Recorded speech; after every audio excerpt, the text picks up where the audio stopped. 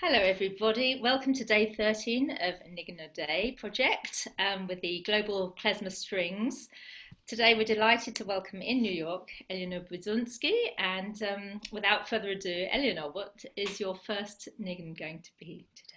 Hi, it's so lovely to see everyone and to participate in this project. Thank you, Ilana, for starting this. It's like we're building an archive over an archive, and it's very exciting. I'm also a sound archivist, and I'm like beyond excited about this. um, the first Nign I wanted to play is one that I just learned thanks to you. That his number 144 in the volume 4. I'm still sort of just getting acquainted with it. Let's see. What do we know about this one?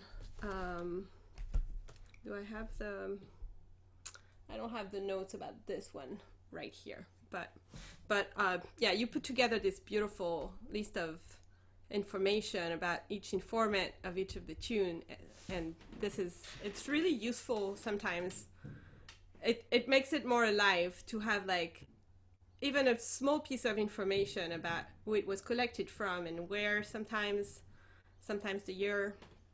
So that's quite lovely to have.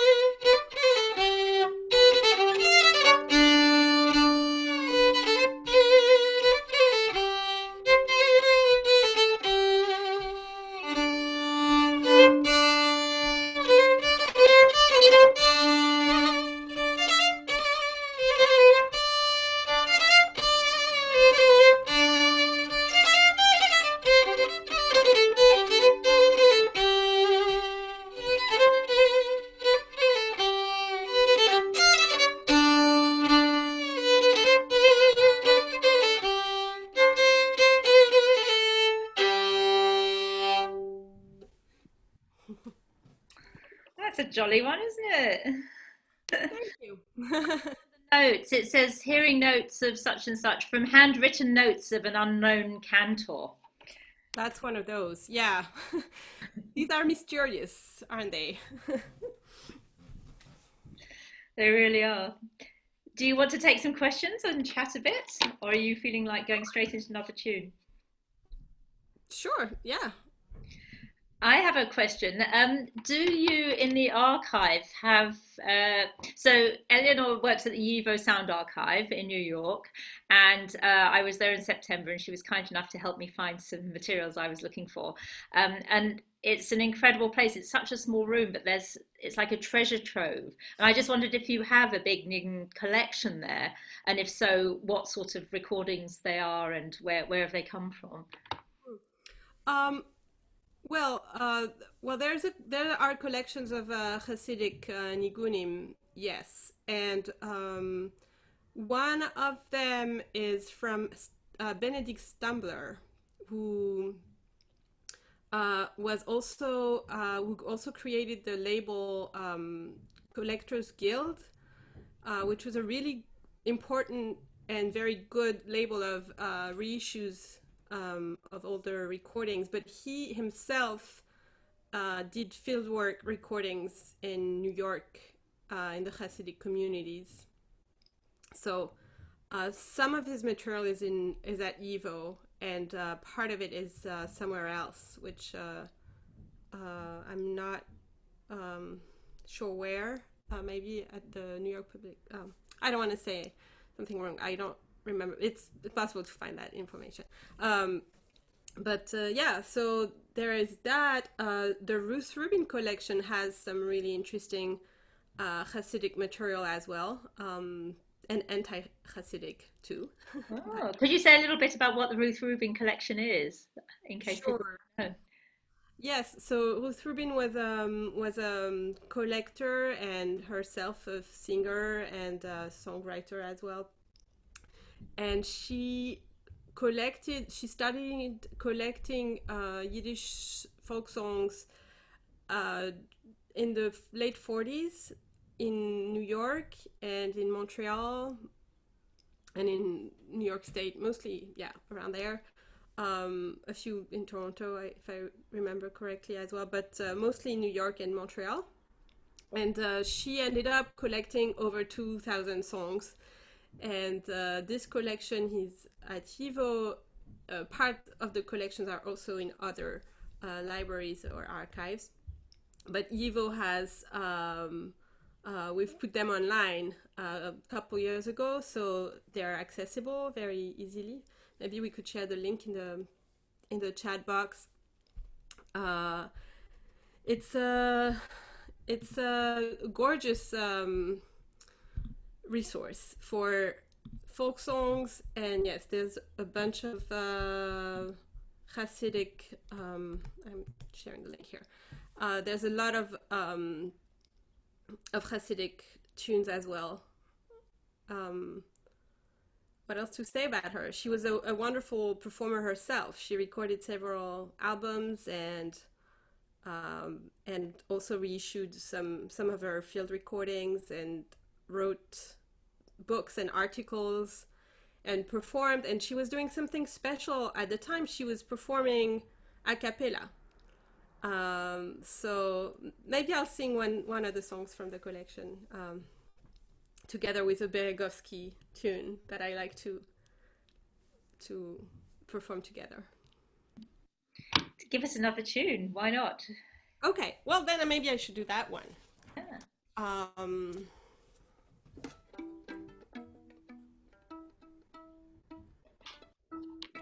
Yeah, so this is a love song of a heartbroken tailor speaking about the depth of the forest and the bird on the branch and the bird on the branch and how his heart aches. Tief in Wäldele steht a Bäumele und die Zweigelech bliehen und die Zweigelech bliehen und bei mir Orem Schneider tut mein Herzele ziehen und bei mir mein Herzele ziehen. Eufen Beimele, wächst der Zweigele, und die Blätterler zwieten, und die Blätterler zwieten, und bei mir Orem Schneider zieht mein Herz zu mein Iten, und bei mir Orem Schneider zieht mein Herz zu mein Iten. Auf'n Zweigele steht a Fegele, und das Fegele pischet, und das Fegele pischet, und bei mir Orem Schneider mein schwach Herzele trischet, und bei mir Orem Schneider mein schwach Herzele trischet.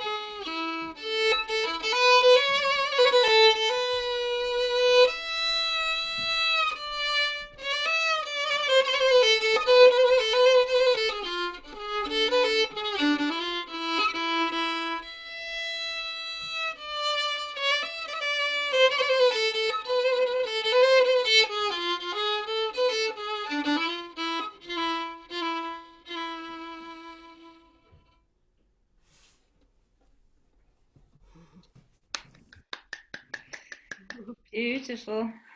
Thank you. Oh, lovely.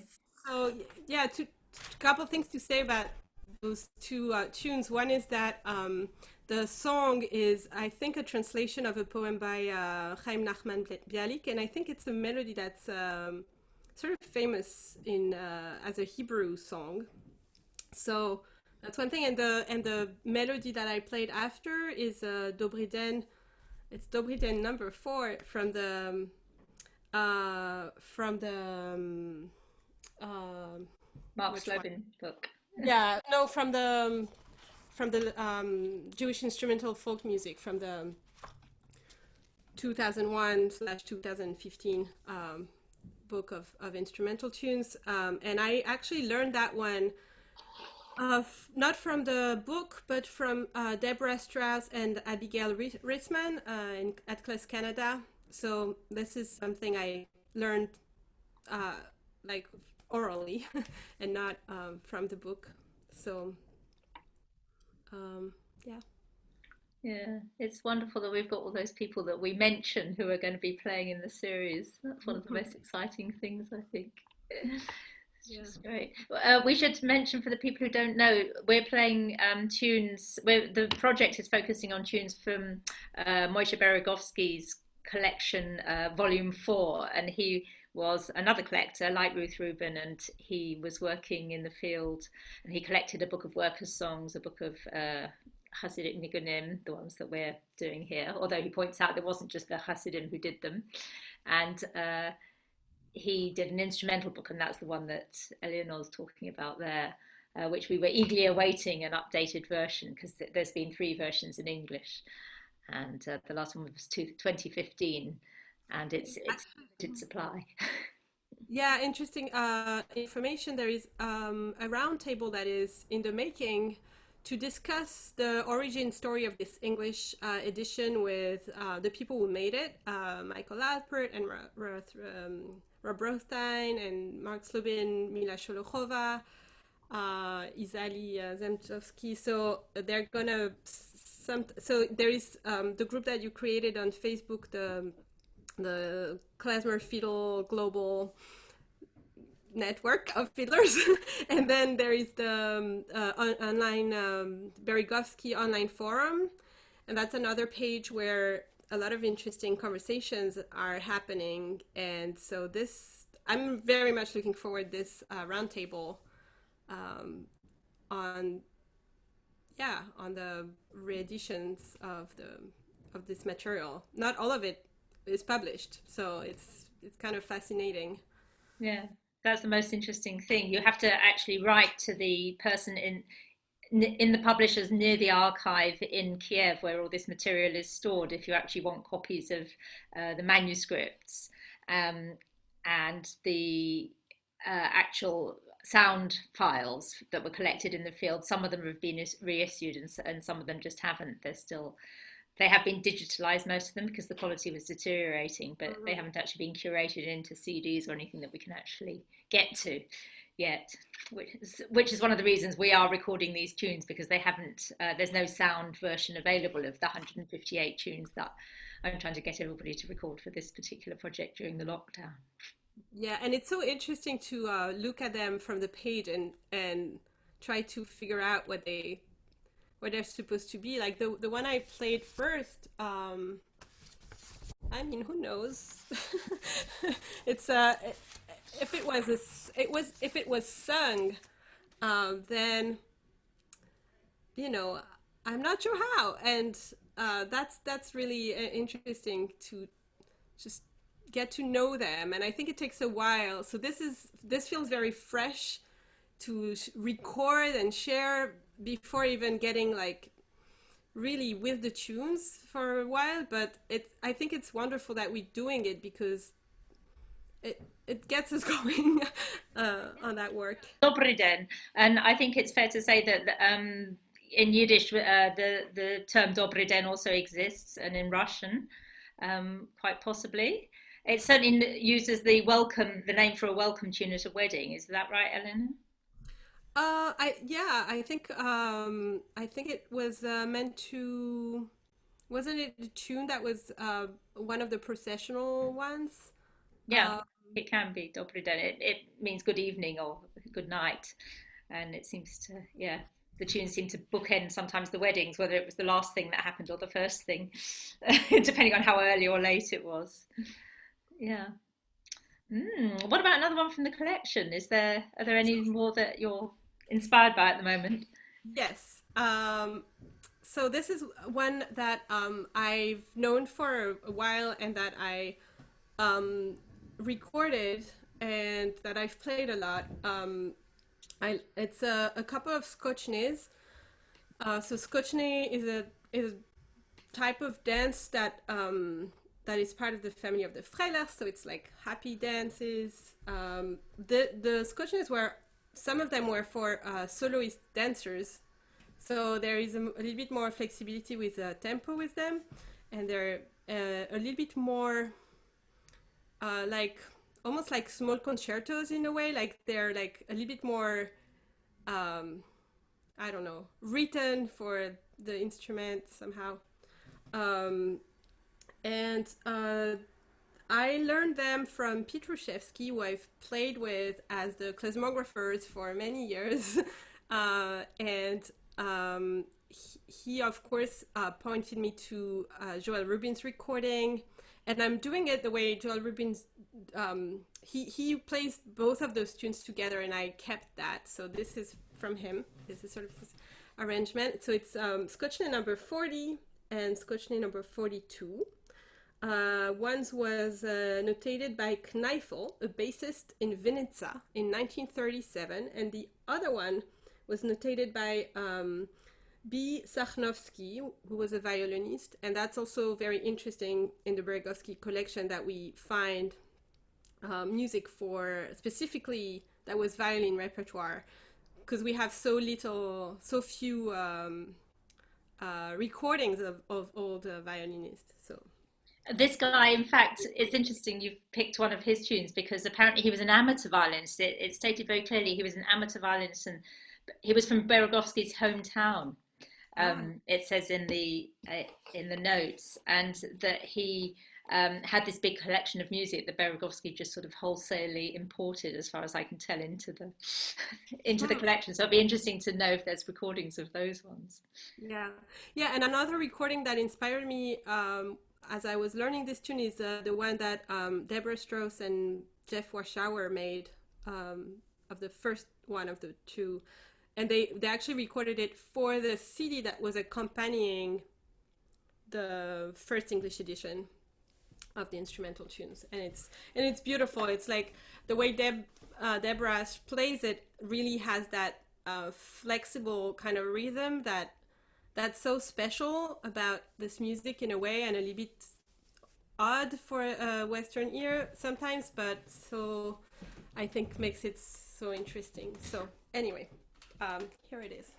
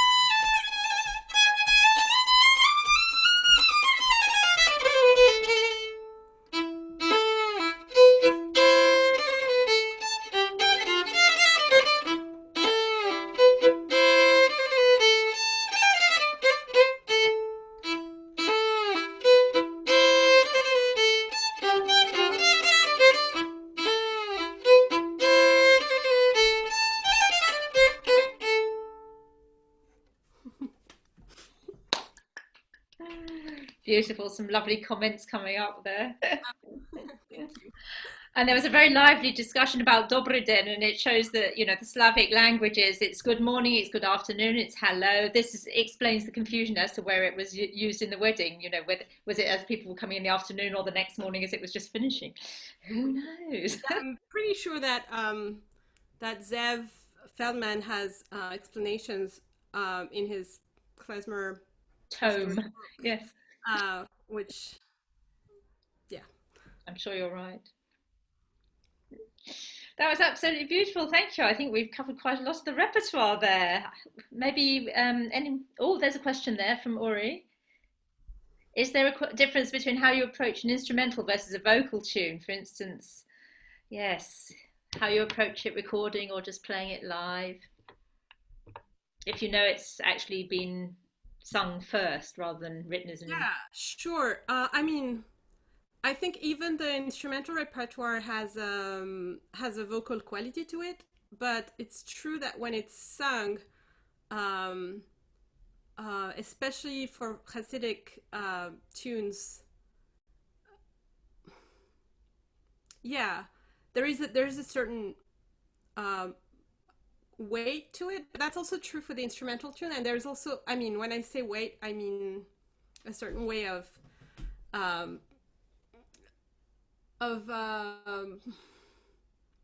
like stressing the beat, the Hasidic thing.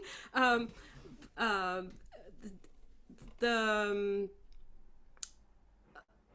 and for sure a vocal approach like to the playing, absolutely. But sometimes like there is this like Alterniggen that I'm just starting to learn, and this one was very probably sung, and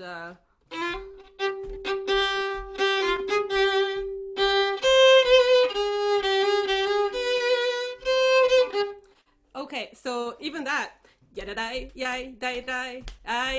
so there's that kind of like, so that's definitely infusing the playing. But then I think there is a very, very important like vocal quality to everything in klezmer music, and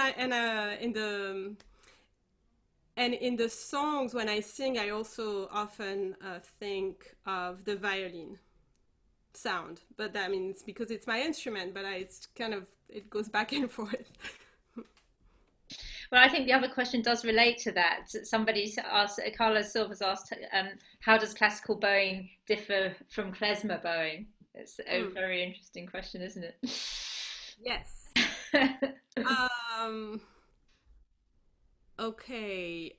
Yes. So the attacks are definitely the first thing that comes to mind. 'Cause I'm never. I mean, if I'm gonna play something very lyrical, I may pay more attention to the attack, like the quality of the attack. But if I'm playing dance, it's more percussive anyway. So I'm gonna just go for, the a rougher sound. So that definitely translates into bowing. Yeah, if it's dance music, maybe it's comparable to Baroque more, in certain ways, especially maybe more like recent approaches to Baroque. Although I haven't played classical like so much in a while. Does it differ? I don't know. I think old time or bluegrass is much more different because it's upside down. I can't play it. I mean, I feel I agree with you. I think it's more like the Baroque approach in that we interpret things more. We don't just believe what it says on the page. We have to bring it to life. And so we do a lot of phrasing and a lot of work with our right hand rather than just playing kind of whole bows and half bows. We play lots of different shapes, and yes, we're always dancing with the bow as well. So I think it's very lively, and some classical players do that as well. But certainly for 19th century music, it's often all about long sounds and a lot of sustained bowing. And what you're saying about the attack, yes, I think is definitely And there is like a lot of air, I think, in the bowing too. That maybe in classical you want to like have everything be very like how do you say the in English the phrase. yeah The line. right, the line like all binded, but there you want to, it has also more of a not only a singing quality, but the vocal quality is also in the speaking or in the rhetoric or the even narrative. I mean, narrative maybe, but rhetorical I think is important, even in the dance music. Absolutely. And somebody else said it's much more similar to classical than the shuffle bow in old time and bluegrass and Cajun. I think that's right. And in Irish music as well, you tend to glue the bow to the string and then just play. Yeah. The tricking is because I mean I think a lot of a lot of the musicians also in Eastern Europe, I mean some of them were also classically trained or had some kind of Western training, so it's definitely closer, and it's hard for me to differentiate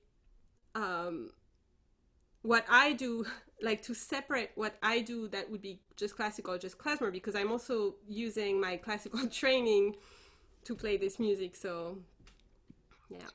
and I think the other thing to stress is that they were folk musicians, but they were professionals. It was really clearly distinguished who was an amateur and who was a professional and who got paid for playing. So they were expected to be at least trained by somebody else in this profession, whether it was, a parent, a grandparent, or they'd gone to study with somebody else as an apprentice. They were definitely trained, and obviously classical technique means that you can do more stuff. Basically, that's the way I think of it. You can get around the instrument more, and therefore I would have thought it would be pretty valuable to have some of that in your playing. Yeah, it's also interesting how in certain recordings, even the intonation, the pitch may sound off, and sometimes I'm trying to really listen with an open mind and think maybe this is not off, maybe this is something about the style, maybe this is something about where it's played, and the sensibility related to pitch is different, and so yeah, it's that's also something interesting. But I just also like to think of and I think it's connected to the vocal quality, but it's also related to like other like kind of modal worlds, like Makam or even Indian classical music has that, where the notes are not separate, they're connected in a way, in a mode, in a which in itself is a little world, right? So yeah, the way you approach a note, the way you go from one note to the other, I think is also, it's very expressive in klezmer music. It's very fun. Absolutely. And when you're talking about pitch, I'm thinking about when I was in your office and we were transferring some old recordings to digital, and you would listen to it and you would listen to the pitch and you'd listen to the speed and you'd say, oh, well, perhaps it's not quite right and perhaps it should be more. It was really interesting to be with you, having that ear and having that sensibility for what it maybe should sound like, as opposed to the first thing that happens when you drop the needle on the record. Right. Well, for especially, I mean, I don't remember exactly what you're mentioning, but for 78 records, there is definitely some tricky things to take into account when we digitize them, because they were not recorded all at the same speed. So the speed you play it in is going to change the pitch a little bit. And so if you check it against, and the other thing is, not only that, but also the pianos were not always tuned the same way, so it adds a layer to that like Yeah, mystic. instruments in the field. Woohoo, literally in a field. Anybody else got any other thoughts at this point? Or I might just ask Eleanor if she could play us one more piece. Have you got another one for us? Sure. Let me pick one for the mood we're in now. Yeah, I think I'm gonna play this Varlech.